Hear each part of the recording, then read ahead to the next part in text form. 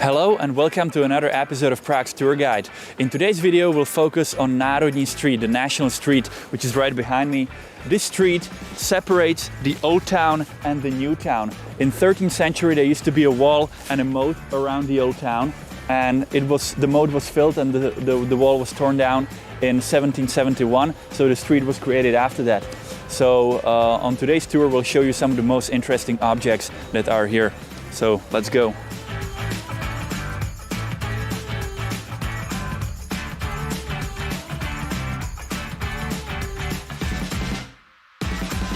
So the first building I'd like to point out is Palace Adria, which is behind me. It's a beautiful example of Rondo Cubism. It was built in 1924. Now Rondo Cubism is a modified Cubism style, which is a unique style to the Czech lands, and we call Rondo Cubism Czech Art Deco. The building Adria was built for Italian insurance company Riunione Adriatica di Sicurezza. So let's have a look inside.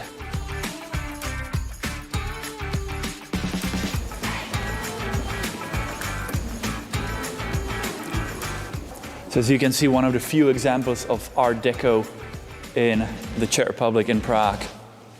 Yeah, there's a beautiful clock just over there that, as you can see, has all 24 hours in it.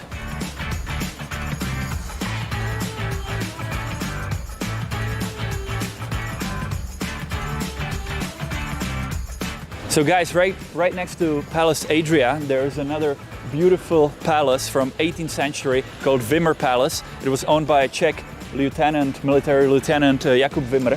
And what's interesting is that at the end of 18th century, in the year 1799, and in December, he was hosting here Alexander Suvorov, who was a Russian general that was fighting Napoleon in the Napoleonic Wars.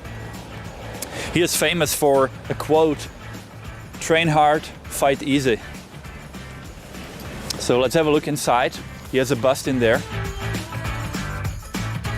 So now we're in the courtyard, and over here is the bust of Alexander Suvorov. So another palace I'd like to show you is Platyz Palace. Is that white palace over there? And in 1813, Platyz Palace was turned into the first apartment building in Prague where people would pay rent.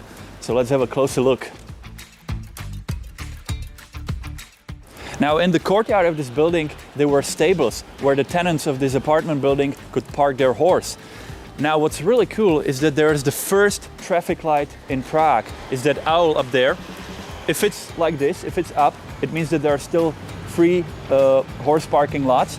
If it's heads down, it means that it's occupied, it's full. So how cool is that? So guys, let's have a look inside. Check out this flying bicycle done by Wright brothers, the first airplane. No, just kidding. So today Platyz Palace is used for offices, for apartments and shops, as you can see.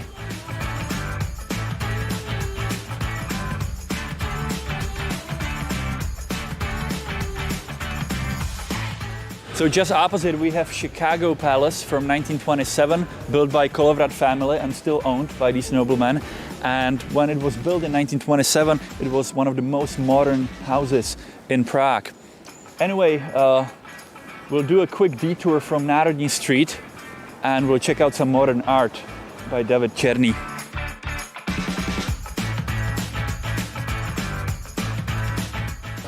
So behind me you can see the kinetic art by David Černý.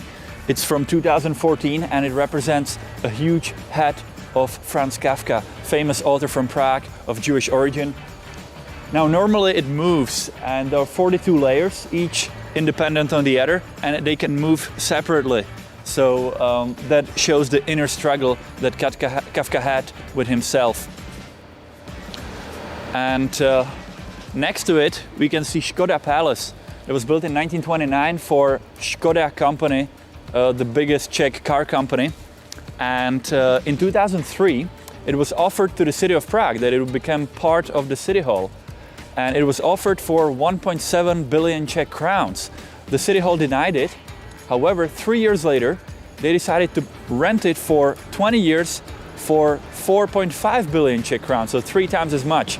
So what a deal. So this is how we spent the taxpayers' money in Prague. Anyway, let's go back to Narodni Street.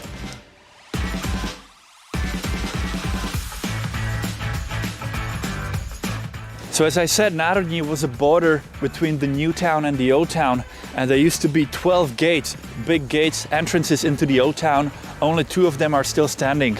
It's the one at the Republic Square, called Powder's Gate, and the other one is at the old town, at the Charles Bridge. And now we'll have a look at my shopping mall, which is from 1975, right there. It's an example of communist architecture.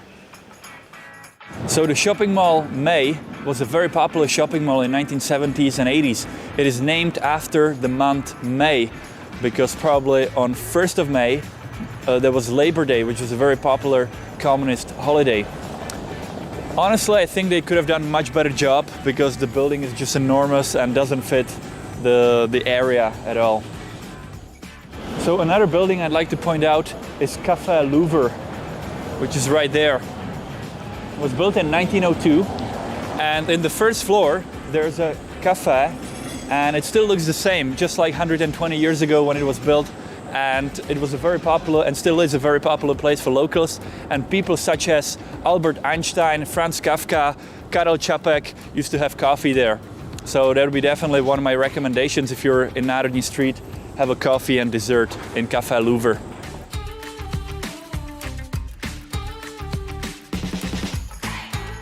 And below Café Louvre we have Reduta Jazz Club, which was there since 1958. And during communism, many famous jazz musicians from the West would come to play here. And in 1994, when Bill Clinton was on an official visit to the Czech Republic, he came here and also played twice his saxophone. It's a really cool place for jazz in Prague.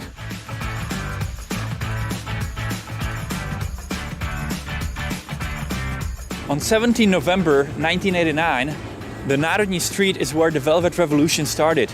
It was Friday afternoon, and 10,000 students were marching through the city, protesting against the communist government. And here in this street, they were stopped by the police. The police surrounded them from all sides, from all the other streets as well. And after a few hours, they start to beat them up brutally. And a rumor spread out that one of the students was beat to death. And this triggered the Velvet Revolution. So 17 November 1989 is the biggest holiday in the Czech Republic today. It's the beginning of the fall of communism. Now over here you can see pictures from that evening. So there are students mostly, but also other people, and they were protesting here. So 1 week after this event, on 24 November 1989, 250,000 people gathered at the Wenceslas Square, and Václav Havel was speaking to the crowds. And then, there were national strikes, one after another, and protests. And it took 1.5 months until Václav Havel was elected as a president, and he made first free elections after 42 years of communist rule. And people voted against the Communist Party, and that was over of communism in Czechoslovakia. So the Velvet Revolution Memorial is located in so-called Kaňka House. It's originally a palace from 18th century. In the middle of 19th century, it was bought by Jan Nepomuk Kaňka, who was a famous Czech lawyer and a grandson of another famous Czech architect, František Maximilian Kaňka. And today, this is the headquarters of the Czech Attorney Chamber. And right next to the palace is a modern building called Palace Drn. And it was built in 2017, and it has won many awards. So it's an example that even modern architecture can be done right. So guys, now let's taste the best ice cream in Prague. It's right here, it's called Creme de la Creme.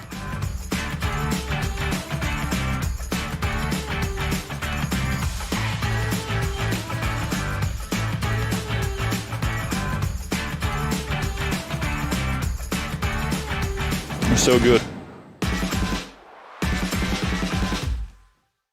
So guys, behind me you can see 2 beautiful Art Nouveau houses from beginning of 20th century. The one on the right, it's called Topič House, and it was a publishing house. And the one on the left, it's called Praha, which means Prague in Czech, and it was an insurance company. What's interesting is that sign on top saying Praha, and at night it is lit up. There are little bulbs around it. So as we are reaching the end of Narodni Street, behind me you can see two buildings of the National Theatre.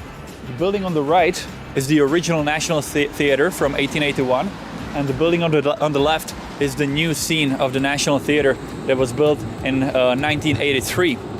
And what's interesting, if you look on that part, which is made out of like little cubes, little squares, it's made out of more than 4,300 squares of glass, and each square weighs more than 40 kilos.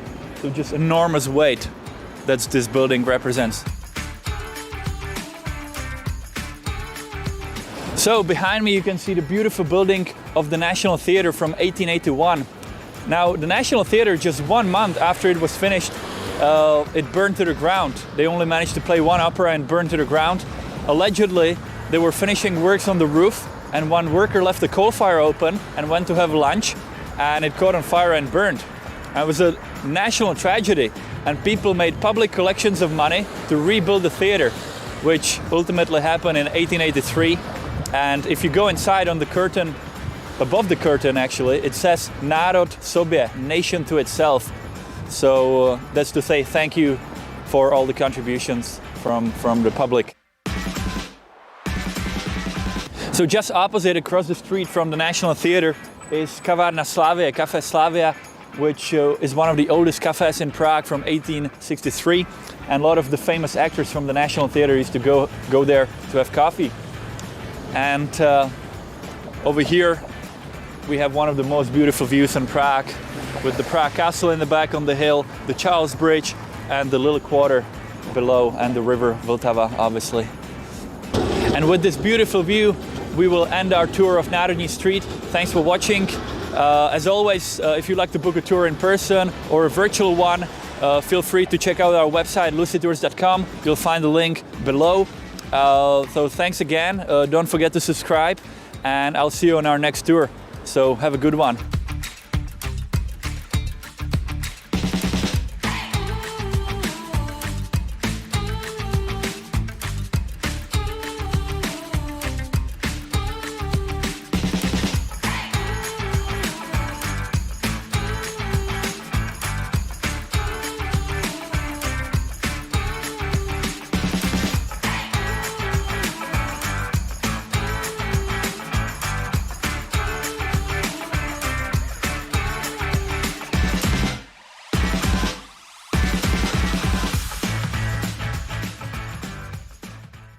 Yeah, so let's have a look inside. Listen to that, it's a cup.